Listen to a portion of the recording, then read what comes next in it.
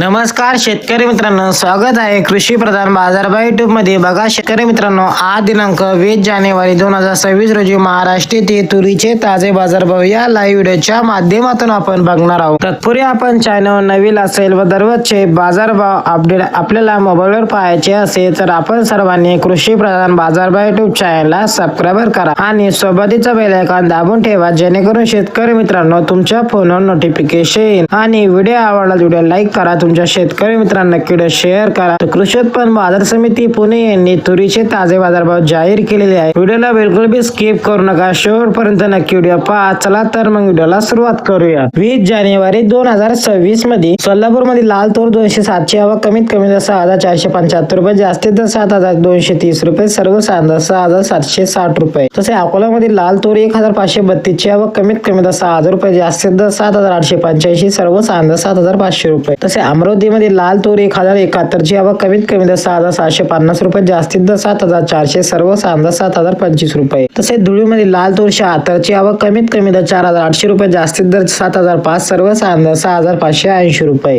तसेच यवतमाळ मध्ये लाल तूर 105 ची आवक कमीत कमी 10,000 रुपये, जास्तीत जास्त 7,400, सर्वसाधारण 10,550 रुपये। तसे मालेगाव मध्ये लाल तूर 70 ची आवक कमीत कमी 3,000 रुपये, जास्तीत जास्त 6,801, सर्वसाधारण 6,625 रुपये। तसे नागपूर मध्ये लाल तूर 293 ची आवक कमीत कमी 6,700 रुपये, जास्तीत जास्त 7,551, सर्वसाधारण 7,338। तसेच चाळीसगाव मध्ये लाल तूर 160 ची आवक कमीत कमी 5,100 रुपये, जास्तीत जास्त 6,760, सर्वसाधारण 6,480 रुपये। हे होते 20 जानेवारी 2026 रोजी महाराष्ट्र येथे तुरीचे ताजे बाजारभाव। भेटू एक अशा नवीन व्हिडिओ मध्ये, तोपर्यंत धन्यवाद।